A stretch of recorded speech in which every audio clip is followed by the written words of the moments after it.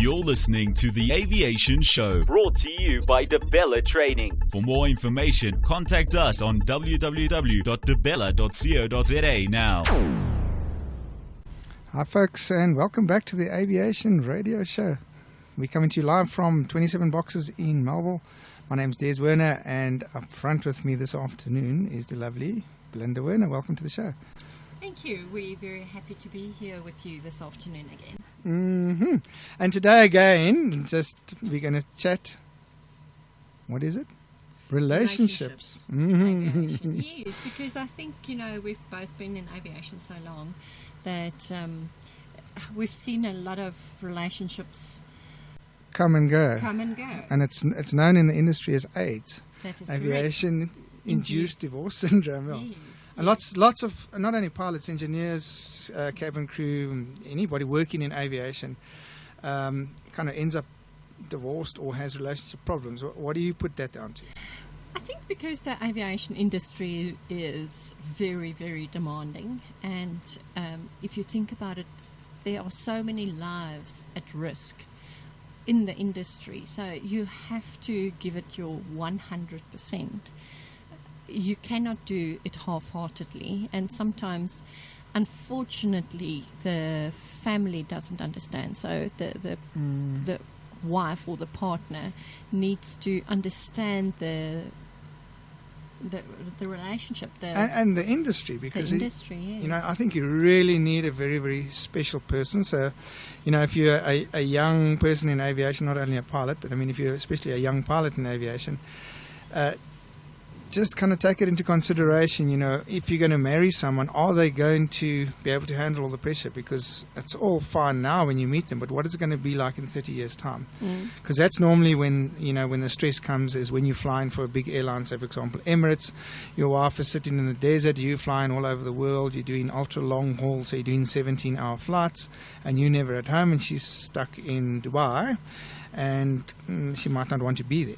Or other people that we know as well. The wife remains in South Africa, and the husband goes and flies, and he comes home every now and again. Yeah, like contract flying. That's a contract or commuting job, and then she sits here for 6 weeks, 2 months, 3 months by herself, and then eventually the husband rocks up. I did that. How did you kind of cope with that, other than celebrate? Because the biggest trick is not to whistle when you pack your bags. Yes. Yeah, it is hard, especially on the wife, because now the husband goes away and you are now mom and dad and your handyman, and you have to sort out everything.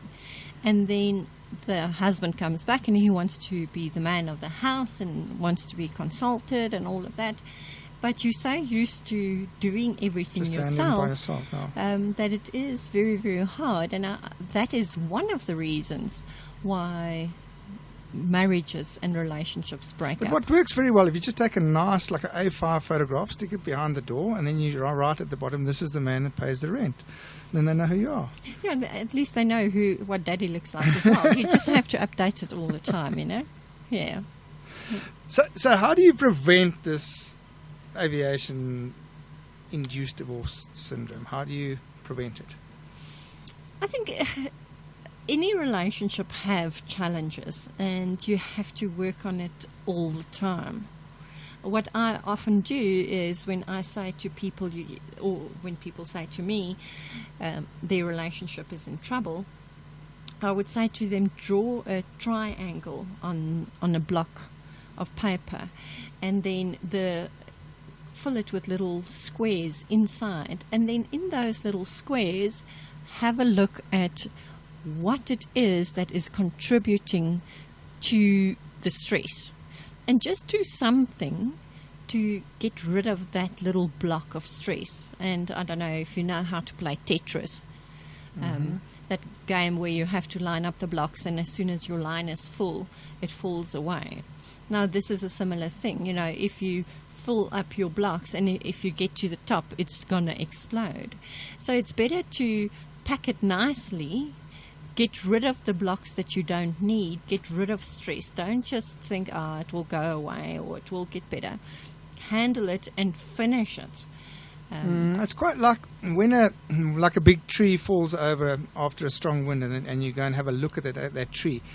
Then often you find that the ants have actually eaten the tree and weakened it, and the wind was just the last straw that blew it over. And it's the same with the relationship. There's all these little niggly things that build up.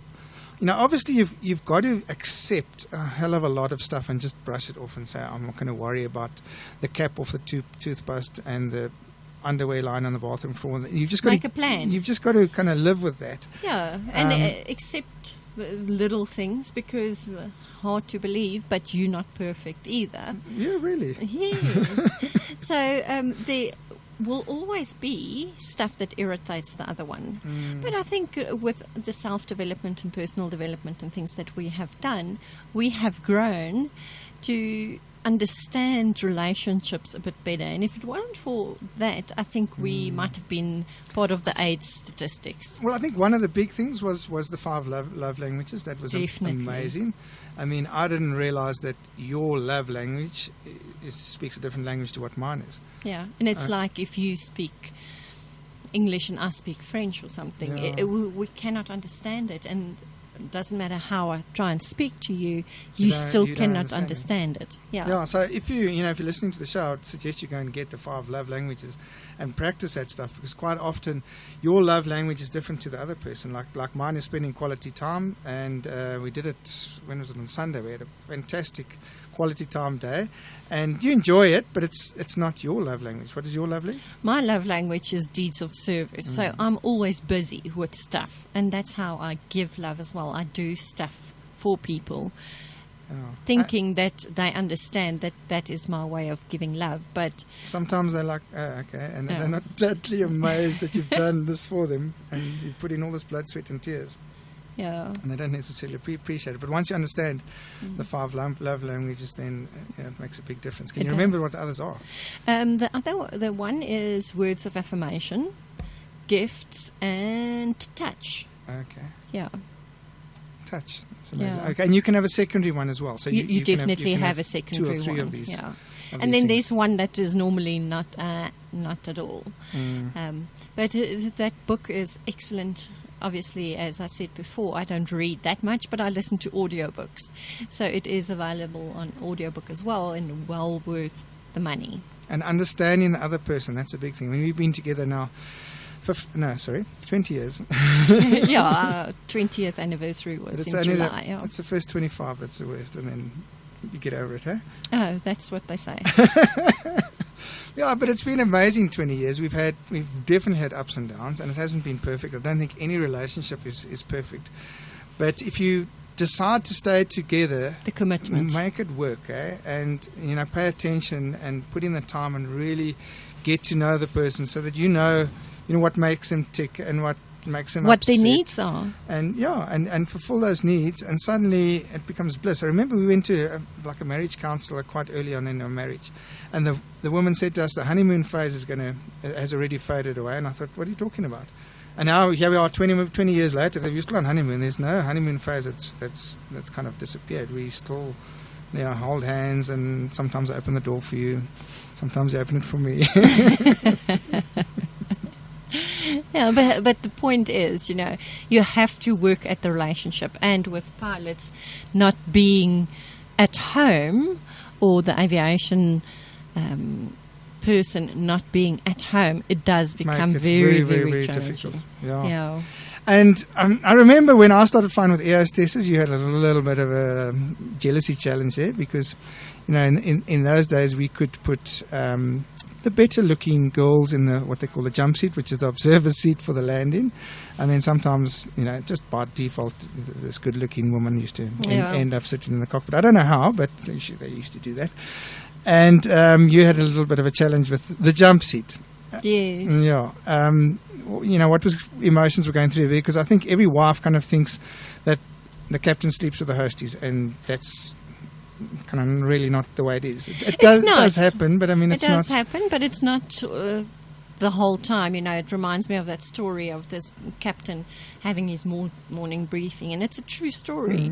The captain having his morning briefing, and this one air hostess looks a bit off, and he says to her, "Oh, what's wrong?" And she says, "I think I might be pregnant."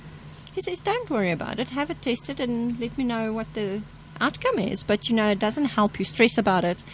If you are pregnant, it's not good for the baby and all sorts. So just don't stress about it. Have it tested and let me know. Anyway, a couple of days go past and the captain is at home mowing the lawn and his home phone rings and his wife answers the phone. And it's this air hostess phoning to report back to the captain. So the wife says, the captain is busy mowing the lawn. And to get the captains to do anything is quite challenging, believe me. So she didn't want to disturb him. So she says to the air hostess, can I take a message? And she says, yeah, sure. Please tell him that he can stop worrying. The pregnancy test was negative. And how do you explain that? You're expert lawyer if you can get yourself out of that situation. I'm telling you. Eh? Yeah. But remember the time that we pulled the trick on the cabin crew. We went. Because you had this kind of issue with the jump seat, we worked out that you didn't know the crew, and the cabin crew. The yes. cabin crew, yeah. You knew the co-pilot, and we said, okay, well, let's see if we can trick this crowd into believing that I've picked up this floozy, and you put on this shorter than normal dress, and stood in the queue as a normal passenger. I was doing a 3-leg Cape Town, and it was on the last leg down to Cape Town, and then you came walking in there, and as you kind of went past the cockpit door, I said to the in-charge, I said, hey, tell that blonde there to come and sit in the cockpit. And then I think you sat down and you got talking to some guy, eh? Yeah, the passenger next to me was a very interesting guy, and as always, I speak quite a bit. Yeah, so when I said to the in-charge, I said, hey, bring that chick. He said, no, she's with someone else. She's married to someone else. I said, Not quite spot on. Well, then we taxied out and we took off, and I think we were about passing Kimberley. There was, I think you came to the toilet. Yeah, I was waiting for the staff to move past with the trolley. Yeah, and then the in-charge saw you and he said, oh, would you like to come sit in the cockpit? And you're like, who, me? Yeah.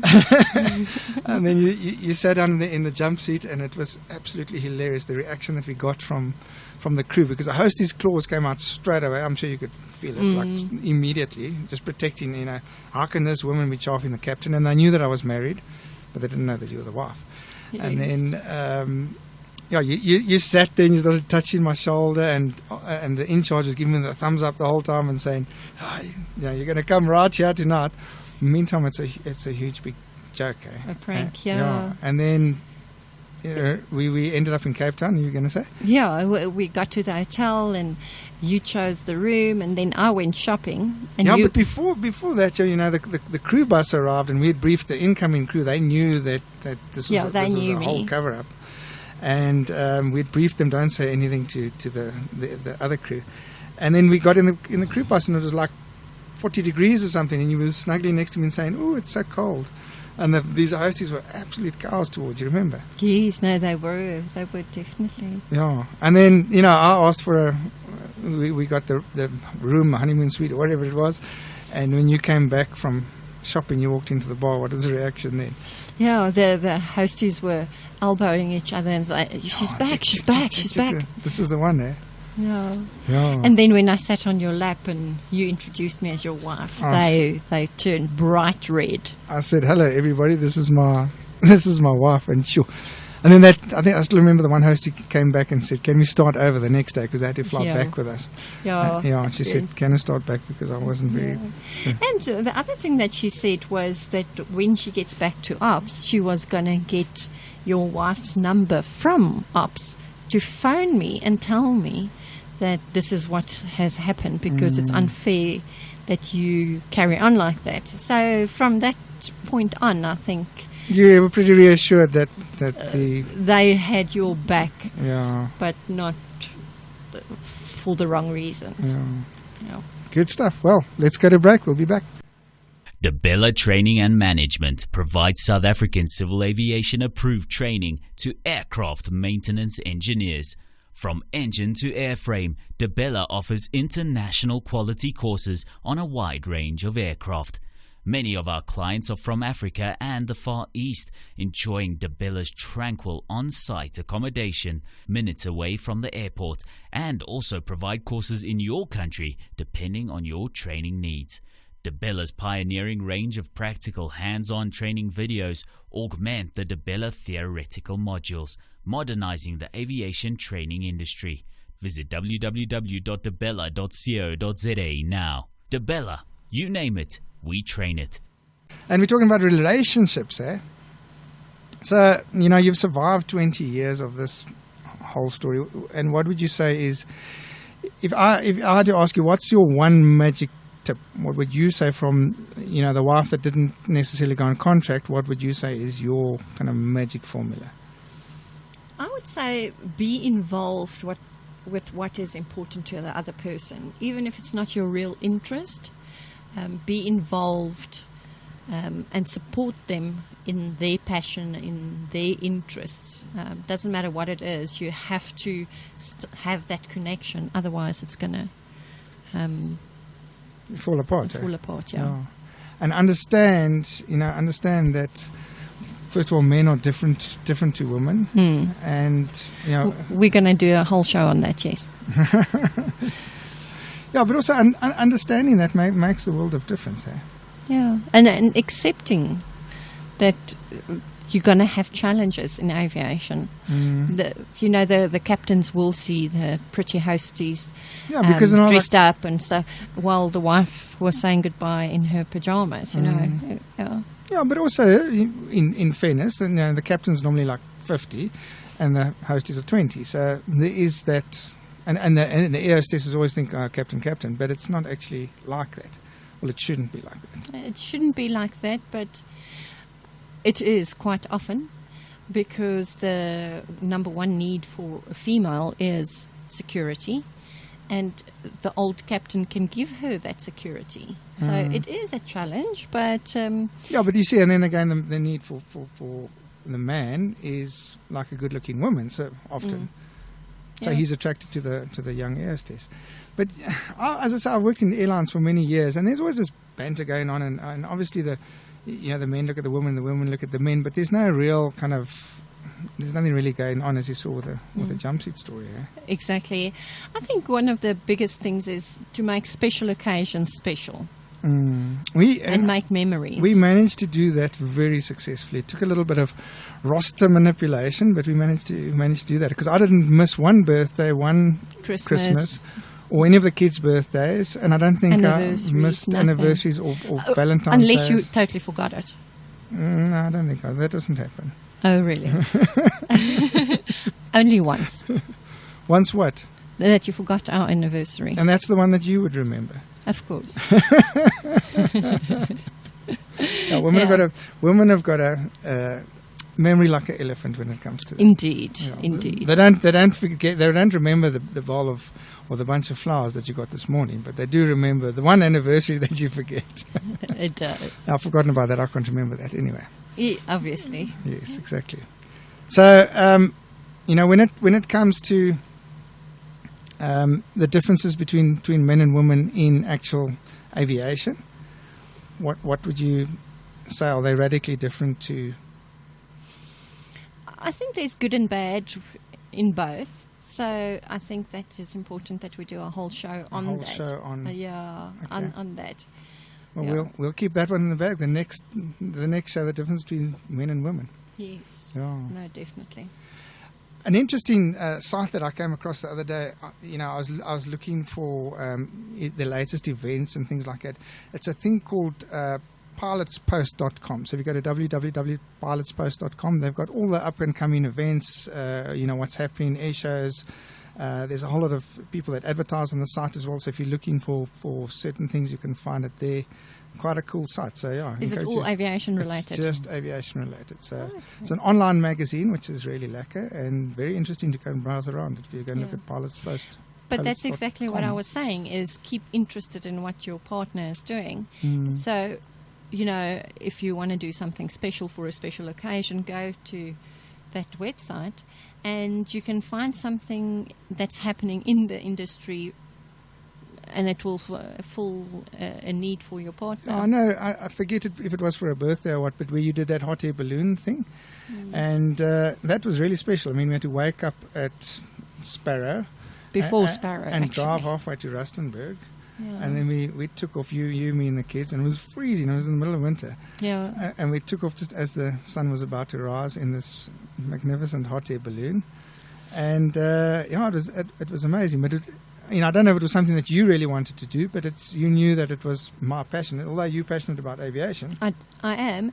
But some of the best memories I have when I think of the photographs is when Cindy was really, really small. She must have been about 2, and we were walking back after a long day at the air show, and you were carrying her on your shoulders, and she fell asleep on your head, and she was drooling on your head. And it's one of those things, that whenever Cindy sees that picture, it is memories and special occasions and stuff like that you have to do, otherwise your relationship is going to drift apart. And I can remember when I used to arrive back in early days in Windhoek, when I used to arrive back like in a 210 or a 402, and then you'd be standing there with this little girl, Cindy, and she used to say, "Dada plane, Dada plane." Yeah. And it was, for me, it was the most fantastic feeling, to have your wife and your child there when you arrive back from a flight. But one of the biggest laughs that we ever had was when you arrived with the 402 in the early days at Lanseria, and I was there to fetch you, and Cindy was there, and you were in the aircraft, Mike Papa Charlie. Yeah. And now Cindy heard of us speaking about Mike Papa Charlie, not the actual 402s. Yeah, Mike Papa Charlie. And one of the other captains was standing next to me, and Daddy taxis in, and she says, "Oh, there's my Papa Charlie." And she's like, "Yeah," and she knows the phonetic alphabet, and everybody was looking at her with huge big eyes. Yeah, so it's special memories. And she can hardly talk. Yeah. And then I can remember with Megan, our youngest one, I used to have her. I think I've got a picture of her sitting on my lap in the cockpit of a MD-80 or a 73 or something, and it makes spectacular photographs. And remember when we had those photographs taken in Windhoek as well. Very special, because at the time of your life that you are going to grow, you are going to move on, you're going to go to different companies, you're going to maybe different countries. Yeah, different airlines, and you change. So you must have those photographs taken. So if you have them taken in uniform, if you're in your engineer's uniform or your pilot's uniform or whatever, it makes it really like a... And reflect back. Especially in hard times, reflect back to say, we've come through this. Can you remember the hard times here, hard times there? Because now the emotion is out of it, and you've gone through that experience.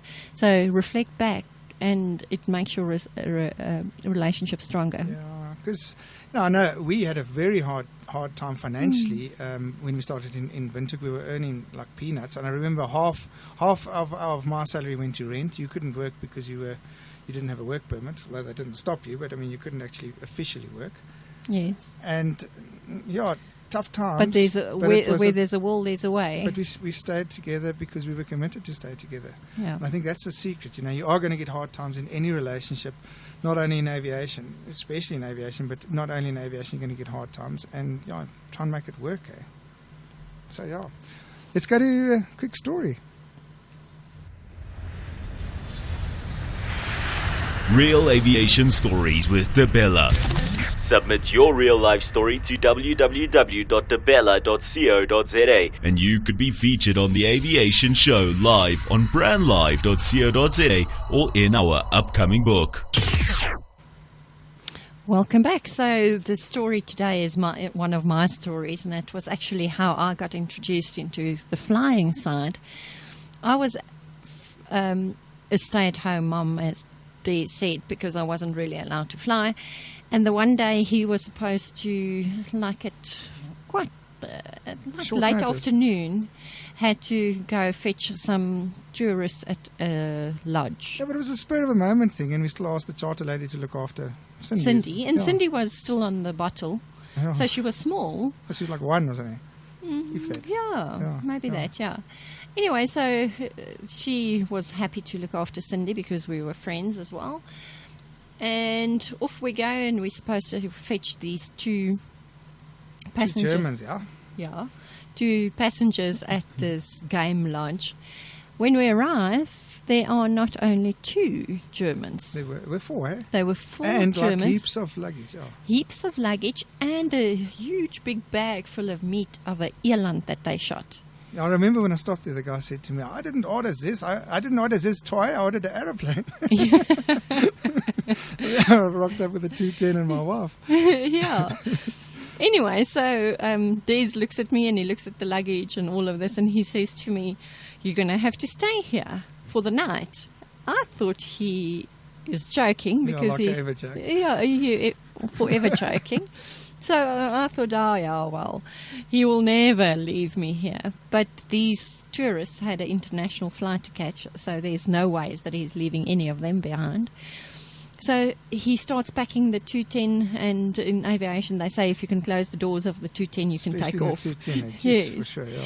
So anyway, he's packing this 210, and it's getting darker and darker, and No runway lights, a horrible little runway. Just a bump like you, this, yeah, up you and down. take you get airborne like 3 or 4 times yeah, before you actually fly. Yeah. Anyway, so I still think he's joking, and he's starting to load the passengers and he's strapping them in and all of that. Next thing, he takes this huge big bag of meat and he dumps it on the front seat where I'm supposed to sit. And then I realized, oh no, I'm really going to stay. Yeah. By this time, Des has spoken to the lodge owners, and yeah, they said, yeah, they are totally exhausted from entertaining these Germans. But yes, he can come back the next day and fetch me. No, I didn't have much choice, eh? You didn't, because you would never, ever, ever make it back. No, you couldn't land there at night. It was yeah. in amongst the mountains, and it had no lights, and it was horrible. Yes. Anyway, so there goes my husband, and I'm stuck at this lodge without a toothbrush, without a nightstop kit, with absolutely nothing. And yeah, so that was my introduction. The next day when he fetched me, we took a little bit of a detour, and he let me land the aircraft, and that's where my passion for PPL came from. But yeah, even that, if you don't have the special and right wife, the right relationship. Oh yes, if you had a difficult wife there, it would have been big trouble. End of the relationship. Yeah. Oh, when you run out of time once again, time flies when you're having fun. Eh? So we will see you the same time next Tuesday at 3 o'clock. Looking forward to the appointment. Until we meet again, bye-bye. Bye. You have been listening to The Aviation Show on brandlive.co.za, proudly brought to you by DeBella Training. Visit www.debella.co.za now.